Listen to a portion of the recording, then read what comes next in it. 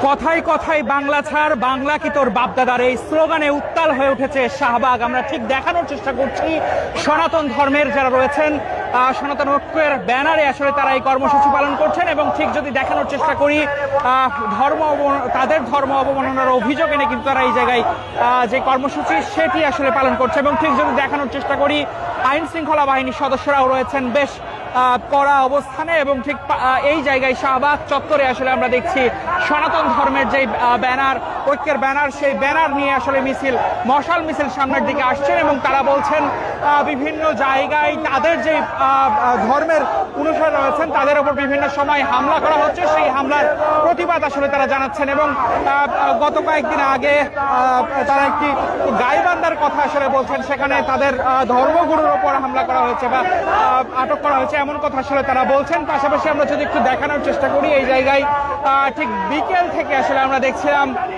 এই যে সনাতন ধর্মের যারা রয়েছেন ঠিক বিকেল থেকে এই শাহবাগের জাদুঘরের সামনে তারা অবস্থান কর্মসূচি পালন করছিলেন, সেখান থেকে নানা স্লোগান দিচ্ছিলেন। এরপর আসলে এই যে বিক্ষোভ মিছিল সেটি নিয়ে কিন্তু তারা সামনের দিকে যাচ্ছে। এবং আমরা দেখছি বেশ বড় সংখ্যক একটি মিছিল সামনের দিকে এগোচ্ছে। এবং তারা তাদের দুপাশে আসলে আইন শৃঙ্খলা বাহিনীর সদস্যদের যদি দেখানোর চেষ্টা করি, শাহবাগ মোড়ে আইন শৃঙ্খলা বাহিনীর সদস্যরা ঠিক বিকেল থেকেই তারা যখন এখানে অবস্থান নিয়েছেন তারপর থেকে আসলে আমরা দেখেছি আইন শৃঙ্খলা বাহিনীর সদস্যরাও বেশ শক্ত অবস্থানে এই জায়গায় ছিল। এরপর আসলে সবশেষ এই মাগরিবের পর মূলত তাদের যেই মশাল মিছিল সেটি নিয়ে আসলে বের হয়েছে। এবং তারা এখানে দেখছেন লিখেছেন মর্যাদা পুরুষোত্তম ভগবান শ্রীরামচন্দ্রের যে অবমাননার কথা বলছেন, সেই অবমাননার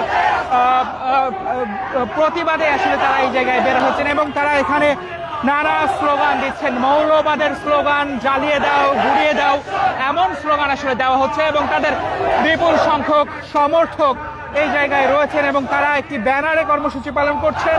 সেখানে বলা হচ্ছে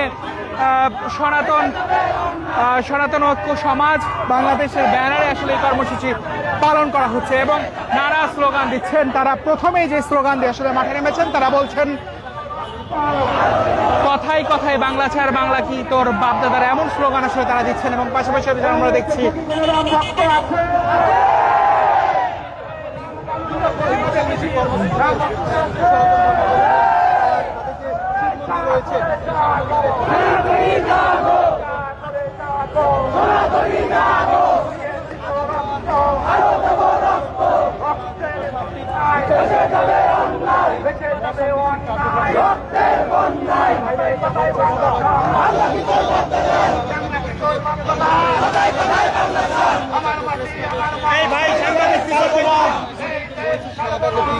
এখানে তারা যেটি বলছেন মর্যাদা পুরুষোত্তম ভগবান শ্রীরাম চন্দ্রের অবমাননা ও ধর্মীয় মূল্যবোধে আঘাত দেওয়ার প্রতিবাদে বিক্ষোভ এবং মশাল মিছিল নিয়ে আসলে তারা বের হয়েছেন। এবং ঐক্যবদ্ধ সনাতনী সমাজ বাংলাদেশের ব্যানার নিয়ে আসলে তারা এই জায়গায় এই কর্মসূচিতে অংশ নিয়েছেন। এবং ঠিক আমরা দেখানোর চেষ্টা করছি বেশ বড় সংখ্যক যেই মিছিল সেটি আসলে আমরা দেখছি।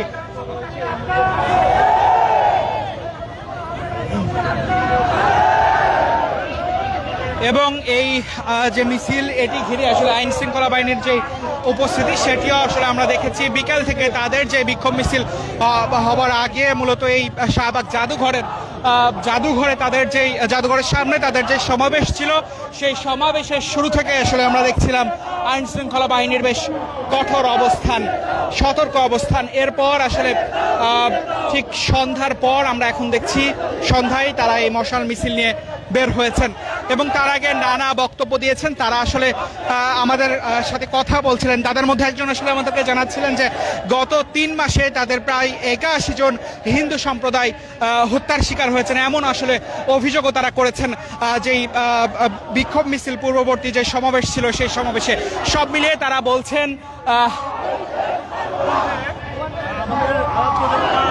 রামচন্দ্রকে তার ছবিতে একটা সাম্প্রদায়িক গোষ্ঠী যারা আন্দোলনের নামে ব্যানার ধরে শ্রী রামচন্দ্রের ছবির উপরে তারা জুতা নিক্ষেপ করেছে, এর প্রতিবাদে। এবং আপনারা জানেন যে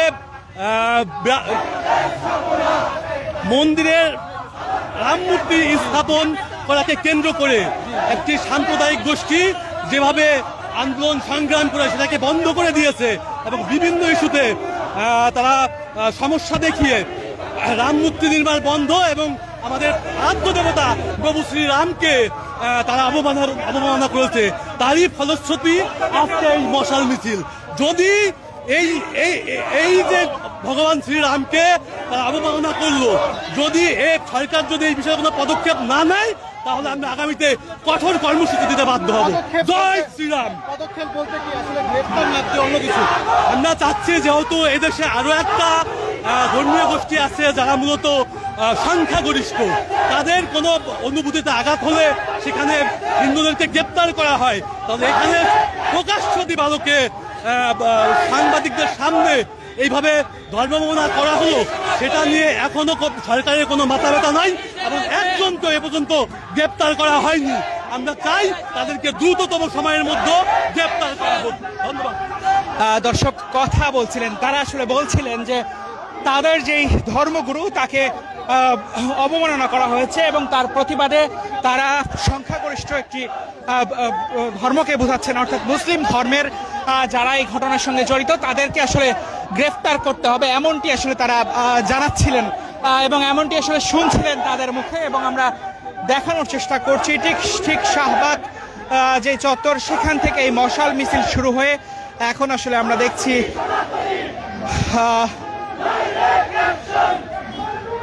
বাংলাদেশ টেনিস কমপ্লেক্সের সামনের দিকে যাচ্ছে এবং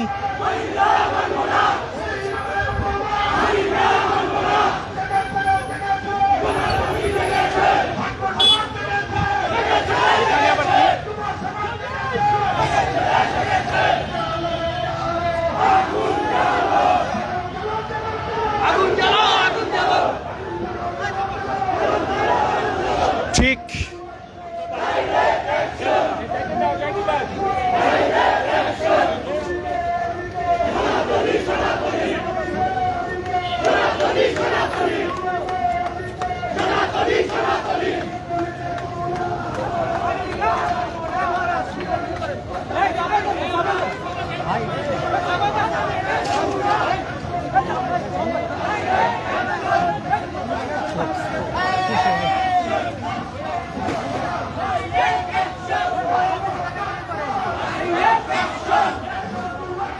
সব মিলিয়ে এই ছিল মূলত আমাদের কাছে এই যে বিক্ষোভ মিছিল, সেখান থেকে সর্বশেষ।